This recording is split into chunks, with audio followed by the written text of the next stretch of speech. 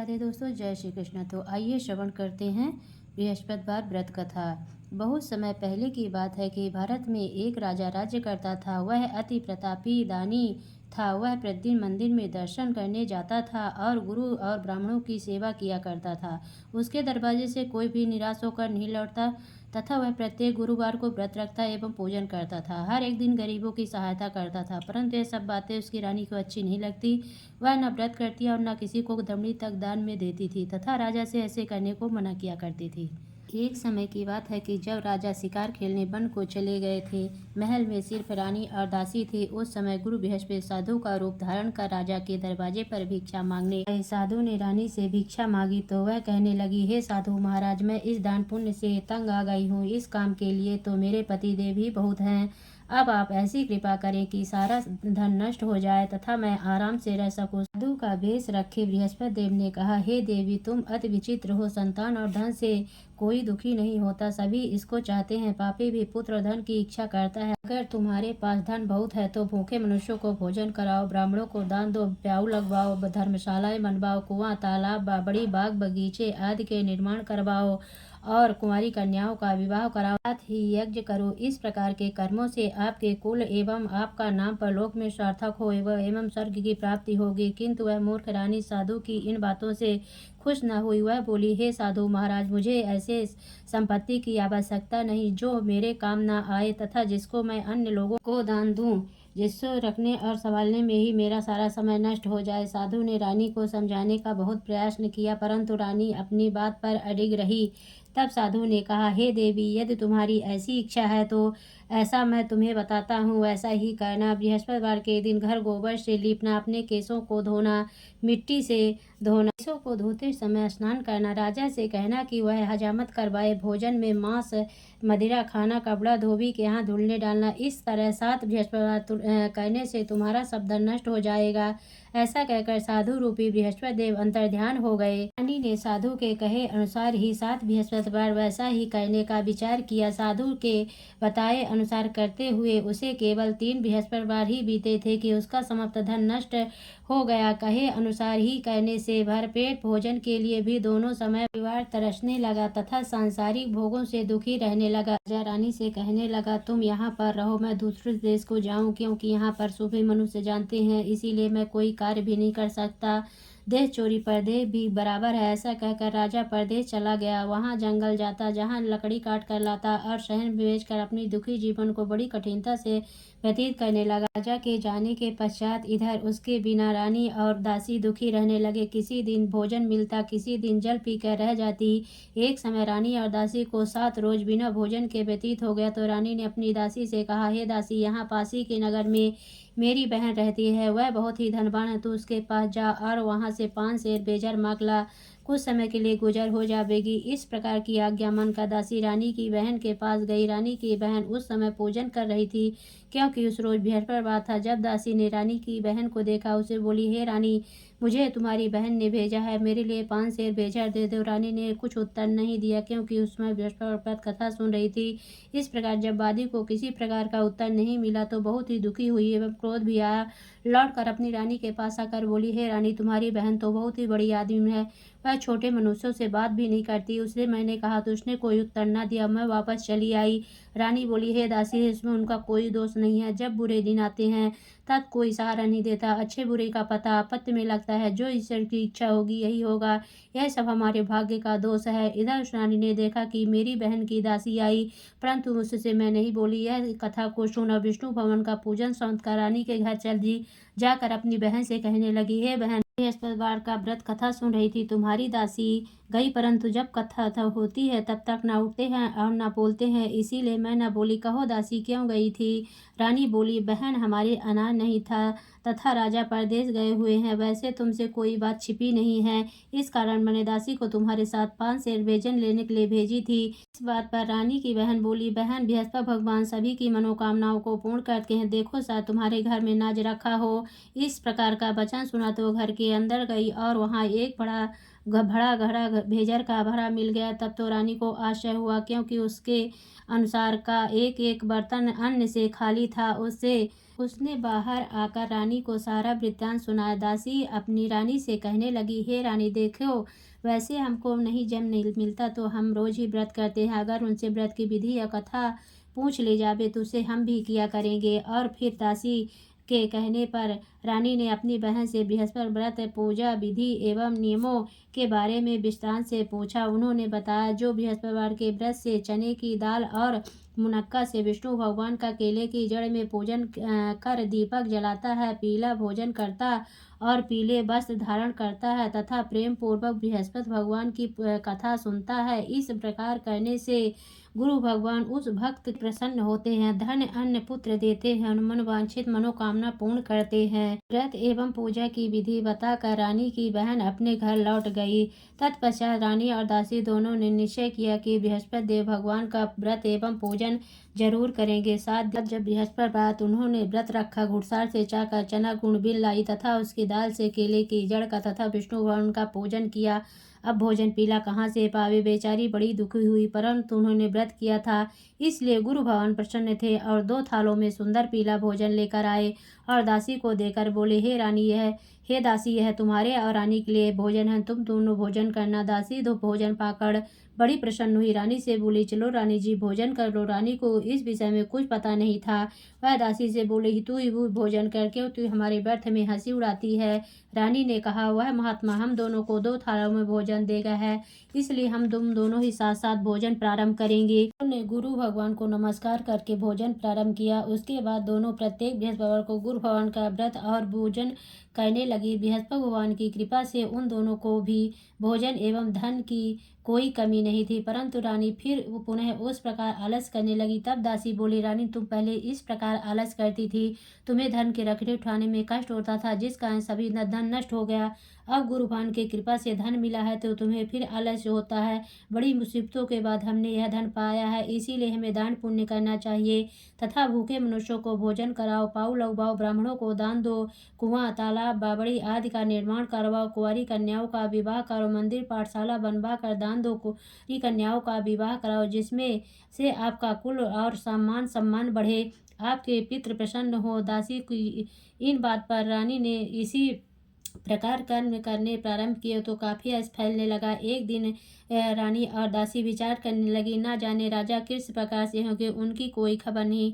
भगवान से उन्होंने प्रार्थना की। भगवान ने रात में राजा से स्वप्न में कहा, हे राजा, उठ, तेरा ने तुझको याद के अपने देश को चलो। राजा प्रातः काल उठा और जात खाने और पहनने की सड़िंग होती है, पर भगवान की आज्ञा मार कर अपने नगर को चलने को तैयार हुआ। उससे राजा प्रदेश चला, प्रदेश में दुखी रहने लगा। पश्चिम जंगल में से लकड़ी बीनकर लाता और शहर में अपने दुखी जीवन को बड़ी कठिनता से व्यतीत करने लगे। राजा दुखी होकर अपनी पुरानी बातों को याद करके रोने लगे। तब उस जंगल में बृहस्पति एक साधु का रूप धारण कर आकर राजा के पास आकर बोले, हे लकाड़े रे, तुम इस सुनसान जंगल में किस चिंता में बैठे हो, मुझको बतलाओ। यह सुन राजा के नेत्रों में जल भरा। साधु को वंदना कर बोले, हे प्रभु, आप तो सब कुछ जानने वाले हो। इतना कहकर साधु को संपूर्ण कहानी बतला दी।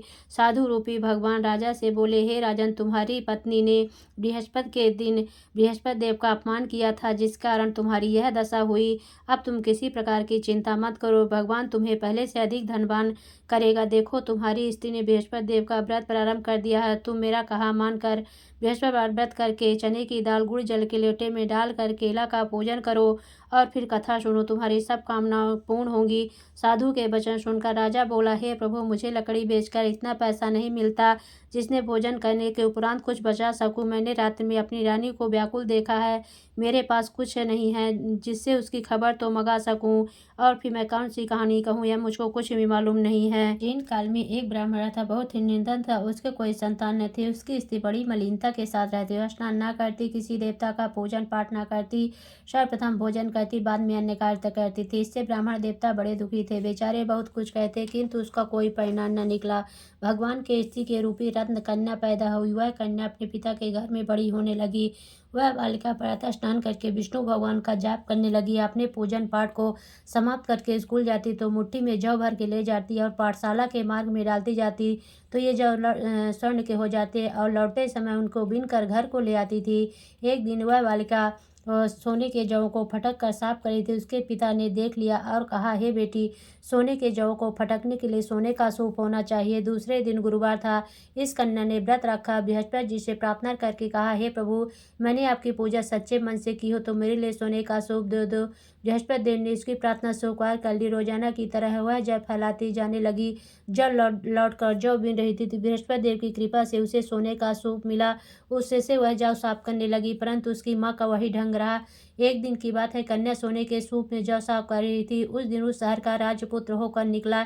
इस कन्या के रूप और कार्य को देखकर मोहित हो गया तथा अपने घर आकर भोजन त्याग कर उदास हो लेट गया। राजा को जब इस विषय में पता लगा तो उसने अपने प्रधानमंत्री के पास उसके पास गए और बोले, हे बेटा, तुम्हें किस बात का कष्ट है? किसी ने अपमान किया अथवा कोई कारण हो सो कहो, मैं वही कार्य करूंगा जिससे तुम्हें प्रसन्नता हो। राजकुमार ने कहा, मुझे आपकी कृपा से किसी बात का दुख नहीं, किसी ने मेरा अपमान नहीं किया है, परंतु मैं उस लड़की के साथ विवाह करना चाहता हूँ जो सोने के सूप में जौ साफ कर रही थी। यह सुन राजा आश्चर्य पड़ गया। बोला, हे बेटा, इस तरह का कन्या का पता तुम ही लगाओ, मैं उसके साथ तेरा विवाह अवश्य करवा दूंगा। राजकुमार ने उस लड़की घर का पता बतलाया। तब मंत्री उस लड़की के घर गए और सभी हाल कहा तो ब्राह्मण देवता राजकुमार के साथ अपनी कन्या का विवाह करने के लिए तैयार हो गया तथा विधि विधान के अनुसार ब्राह्मण की कन्या का विवाह राजकुमार के साथ हो गया। कन्या के घर से जाते ही पहले की भांति उस ब्राह्मण देवता के घर में गरीबी का निवास हो गया। अब भोजन के लिए भी अन्न बड़ी मुश्किल से मिलता था। एक दिन ब्राह्मण देवता अपनी बेटी के पास गए। बेटी ने बहुत सा धन देकर अपने पिता को विदा किया। कुछ दिन सुखपूर्वक व्यतीत हुआ। कुछ दिन बाद फिर वही हाल हो गया। ब्राह्मण फिर अपनी कन्या के यहाँ गया। तब लड़की बोली, हे पिताजी, आप माताजी को यहाँ लिवा लाओ, जिससे मैं विधि बता दूंगी, जिससे गरीबी दूर हो जाए। तब ब्राह्मण देवता अपनी स्त्री को साथ लेकर पहुंचे तो पुत्री अपने माँ को समझाने लगी, हे माँ, प्रातः काल उठकर प्रथम स्नान आदि करके विष्णु भगवान का जाप कर तो सब दरिद्रता दूर हो जाएगी। परंतु उसकी बात नहीं मानी और प्रातः काल उठते ही सर्वप्रथम भोजन किया। उसकी पुत्री को बहुत गुस्सा आया। एक रात कोठरी से सभी सामान निकाल दिया, प्रातः उसमें बंद कर दिया। प्रातः काल उसमें से निकाला, स्नान आदि करा के पाठ करवाया तो उसकी माँ की बुद्धि ठीक हो गई और फिर प्रत्येक बृहस्पतिवार को गुरु भवन का व्रत और विष्णु पूजन करने लगी। इस व्रत के प्रभाव से उसकी माँ भी बहुत ही धनवान तथा पुत्रवती हो गई। वृद्धावस्था में स्वर्ग को प्राप्त हुई। वह ब्राह्मण भी सुखपूर्वक इस लोक के सुख भोग कर स्वर्ग को प्राप्त है। इस कहानी कहकर साधु देवता वहां से अंतर ध्यान हो गए। 6 दिन बीत गए और बृहस्पतिवार का दिन आया। राजा जंगल में से लकड़ी काटकर किसी शहर में बेचने गया। उसे उस दिन और दिन से अधिक पैसा मिला। राजा ने चना गुड़ आदि लाकर गुरुवार का व्रत किया। उस दिन से सभी क्लेश दूर हुए, पर जब दोबारा गुरुवार का दिन आया तो व्रत करना भूल गया। उस दिन शहर के राजा ने विशाल यज्ञ का आयोजन किया तथा शहर में यह घोषणा करा दी कि कोई भी मनुष्य अपने यहाँ भोजन न बनावे, समस्त पब्लिक मेरे यहाँ भोजन करने आवे। इस आज्ञा को जो न मानेगा उसके लिए फांसी की सजा दी जाएगी। सब लोग भोजन करने गए, लेकिन लकड़हार कुछ देर से पहुंचा, इसलिए राजा उसको साथ अपने घर पर लिवा ले गए। ले जाकर भोजन करा रहे थे। रानी की दृष्टि उस खूंटी पर पड़ी जिस पर उसका हार लटका हुआ था। वह पर दिखाई न दिए। रानी ने निश्चय किया कि मेरा हार इसी मनुष्य ने चुरा लिया है। उसी समय पुलिस को बुलाकर उसको जेल खाने में डलवा दिया। जब राजा जेल खाने में पड़ गया, बहुत ही दुखी होकर विचार करने लगा, जन्म के कर्म से मुझे यह दुख प्राप्त हुआ है। जेल में बंद लकड़हारा भगवान बृहस्पति को याद करने लगा। तत्काल बृहस्पति साधु के रूप में प्रकट हो गए। उसकी दशा को देखकर कहने लगे, अरे मूर्ख, तूने बृहस्पति देव की कथा नहीं करी, इसीलिए तेरे लिए दुख प्राप्त हुआ। तो किसी बात की चिंता मत कर। बृहस्पतिवार के दिन जेल खाने के दरवाजे पर 4 पैसे पड़े मिलेंगे, उनसे तू बृहस्पति देव की पूजा करना, तेरे सभी कष्ट दूर हो जाएंगे। बृहस्पतिवार के रोज उसे 4 पैसे मिले। राजा ने कथा कही। उसी रात को बृहस्पति देव ने स्वप्न में कहा, हे राजा, तुमने जिस आदमी को जेल खाने में बंद कर दिया है, राजा उसको छोड़ देना। रानी का हार उसी खूंटी पर लटका हुआ, अगर तू ऐसे नहीं करेगा तो मैं तेरे राज्य को नष्ट कर दूंगा। इस तरह रात्रि को स्वप्न को देखकर राजा प्रातः काल उठा और खूंटी पर हार देकर लकड़हारे को बुलाकर क्षमा मांगी तथा राजा को योग्य सुंदर वस्त्र आभूषण देकर विदा किया। राजा अपने नगर को चल दिया। राजा जब नगर के निकट पहुंचा तो उसे बड़ा आश्चर्य हुआ। नगर में पहले से अधिक बाग, तालाब तथा बहुत से धर्मशालाएं, मंदिर आदि बन गए हैं। राजा ने पूछा कि यह सब किसका है? तब नगर के सब लोग कहने लगे, रानी और वादी के हैं। तो राजा को आश्चर्य हुआ, गुस्सा भी आया। तब राजा ने अपनी तलवार निकाली और पूछने लगे कि अब बतलाओ कि यह धन तुम्हें कैसे प्राप्त हुआ है। तब उन्होंने कहा कि हमें सब धन यह बृहस्पति देव के इस व्रत के प्रभाव से प्राप्त हुआ था। राजा ने निश्चय किया कि 7 रोज बाद तो सभी बृहस्पति देव का पूजन करते हैं, परंतु मैं रोजाना दिन में 3 बार कहानी कहा करूंगा तथा रोज व्रत किया करूंगा। हर समय राजा के दुपट्टे में चने की दाल बधी रहती तथा दिन में 3 बार कहानी कहता। एक रोज राजा ने विचार किया, चलो अपनी बहन के यहाँ हो आवे। राजा घोड़े पर सवार हो अपनी बहन के यहाँ चलने लगा। मार्ग में उसने देखा कि कुछ आदमी एक मुर्दे को लिए जा रहे हैं। राजा ने कहा, अरे भैया, तुम मेरी बृहस्पति की कथा सुन ले। वे बोलो, लो हमारा तो आदमी मर गया है, इसको अपनी कथा ही पड़ी है। परंतु कुछ आदमी बोले, अच्छा कहो, हम तुम्हारी कथा भी सुनेंगे। जब कथा आधी हुई थी कि मुर्दा हिलने लग गया। जब कथा समाप्त हो गई, वो मनुष्य राम राम करके खड़ा हो गया। आगे किसान खेत में हल चलाता मिला। राजा ने कहा, अरे भैया, तुम मेरी बृहस्पति की कथा सुन लो। वे बोला, जब तक मैं तेरी कथा सुनूंगा तब तक एक बार हरया जोत लूंगा। अपनी कथा किसी और को सुनाना। राजा के हटते ही बैल पछाड़ कर खाकर गिर गए तथा उसके पेट में जोर जोर से दर्द होने लगा। उसी समय उसकी माँ रोटी लेकर आई। उसने बेटे से सवाल पूछा। बेटे ने सवाल कह दिया तो बुढ़िया दौड़ती दौड़ती उस घुड़सवार के पास गई। बोली, मैं तेरी कथा सुनूंगी, तू अपनी कथा मेरे खेत पर चलकर कहना। राजा ने बुढ़िया के खेत पर जाकर कथा कही, जिसको सुनते ही के बैल खड़े हुए तथा किसान के पेट का दर्द बंद हो गया। राजा अपनी बहन के घर पहुंच गया। बहन ने भाई की खूब मेहमानी की।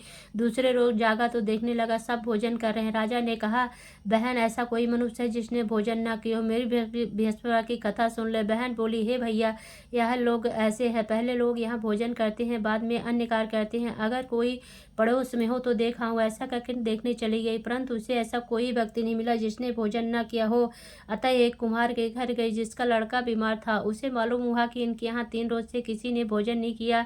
रानी ने अपनी भाई की कथा सुनने के लिए कुम्हार से कहा। कुम्हार तैयार हो गया। राजा ने कुम्हार के घर जाकर कथा कही, जिसको सुनते हुए उसका लड़का ठीक हो गया। अब तो राजा की प्रशंसा होने लगी। एक दिन राजा ने कहा, बहन, हम अपने घर जाएंगे, तुम भी तैयार हो जाओ। राजा की बहन सास बोली, चली जा, परंतु अपने लड़कों को मत ले जाना, क्योंकि तेरी भाई की औलाद नहीं होती है। बहन बोली, हे भैया, मैं चलूंगी, कोई बालक नहीं जाएगा। राजा बोला, जब कोई बालक नहीं जाएगा तब तुम ही जाकर क्या करोगी।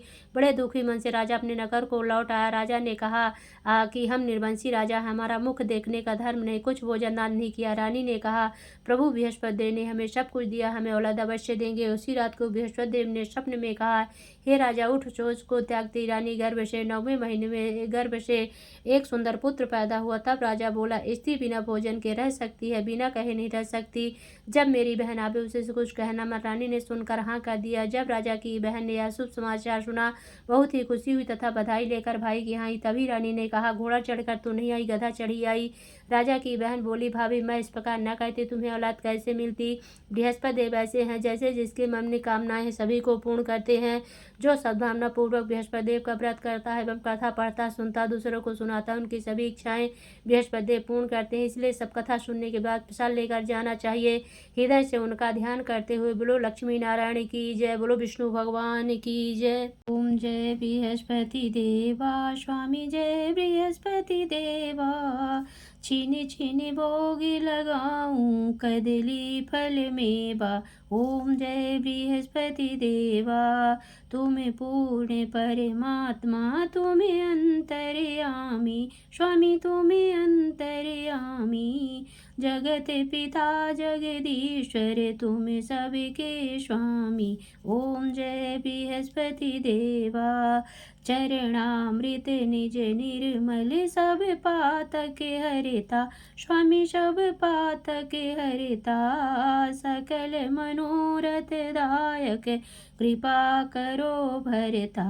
ओम जय बृहस्पति देवा। तन मन धन अर्पण कर, जो जन शरण पड़े, प्रभु जो जन शरण पड़े। प्रभु प्रगट तब हो करे, आकर द्वार खड़े। ओम जय बृहस्पति देवा।